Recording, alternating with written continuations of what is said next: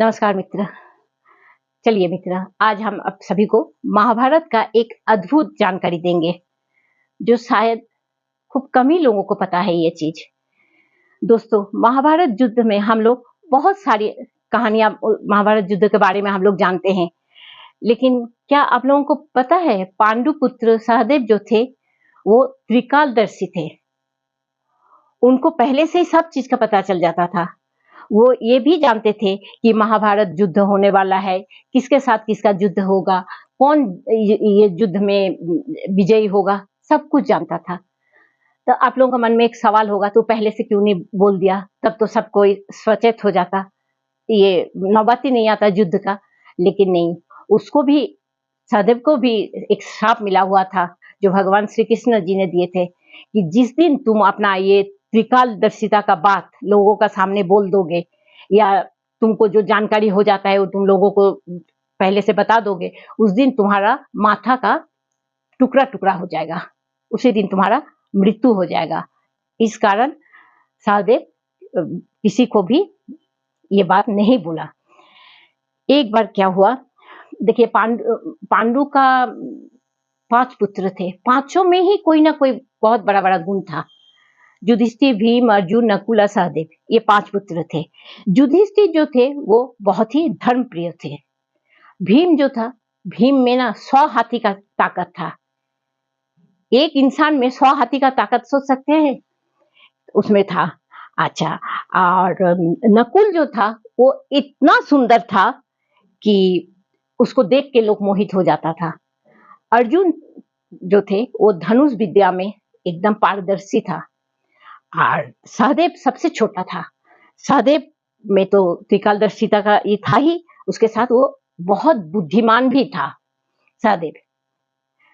एक समय का बात है जब जंगल में बैठकर पांडु ने अपना पांचों पुत्रों से बैठकर बात कर रहे थे। उससे पहले पांडु ये के थे कि 16 साल के लिए वो गृह तक करके किसी ऋषि का आश्रम में जाके तपस्या कर रहे थे। तो उस तपस्या से उनका, वो साधना से उनका जो ज्ञान था वो बहुत बढ़ गया था, असाधारण हो गया था, और उनको ब्रह्मचर्य का भी ज्ञान हो गया था। साथ ही साथ उनमें बहुत सारा जो मुनि ऋषियों में जो शक्ति होता है वो शक्ति आ गया था। तो वो अपना पुत्र से बैठ के जंगल में यही बात कर रहे थे कि देखो, हम तो 16 साल गृह तक करके ये सब सीख के आए हैं, लेकिन हम कोई गुरु नहीं है जो तुम लोगों को ये हम सिखा पाएंगे। जब तक गुरु नहीं होंगे तब तक कैसे सिखाएंगे। लेकिन हम तुम लोगों को एक बात बोल के रख रहे हैं, मेरा जब मृत्यु हो जाएगा, मेरा मृत्यु के बाद तुम लोग मेरा शरीर से थोड़ा थोड़ा मांस जो है वो सब कोई तुम लोग खा लेना, 5 जन तुम लोग।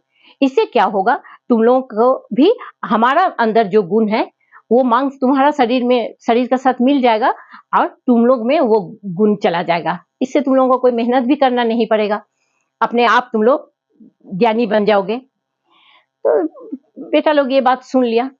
कुछ दिन का बाद पांडु का मृत्यु हो गया।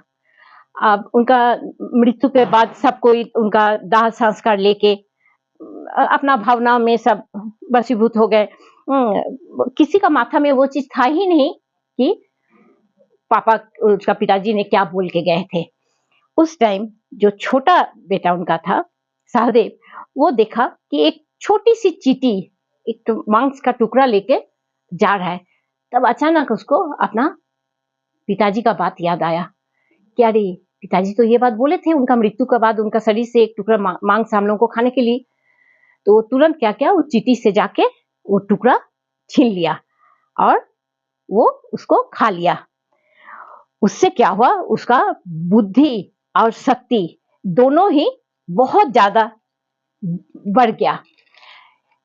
माने इतना ज्यादा उसका बुद्धि हो गया कि बोला जाता है कि पूरा विश्व में सहदेव के जैसा कोई भी बुद्धिमान नहीं था। त्रिकालदर्शी तो था ही, साथ साथ वो बहुत ही बुद्धिमान था। हाँ, लेकिन उनमें उसका जो एक श्राप था, उसके चलते वो अपना बुद्धि से ही बोलिए, त्रिकालदर्शिता का कारण ही बोलिए, वो फ्यूचर देख सकता था आगे क्या होने वाला है, किसका साथ क्या होगा, कौन जयी होगा, कौन विजयी होगा, लेकिन वो कभी नहीं बोल सकता था, एक छोटा सा श्राप के लिए। ठीक है दोस्तों, अगर आप लोगों को ये जानकारी अच्छी लगे तो जरूर सब्सक्राइब कीजिएगा, लाइक कीजिएगा। नमस्कार।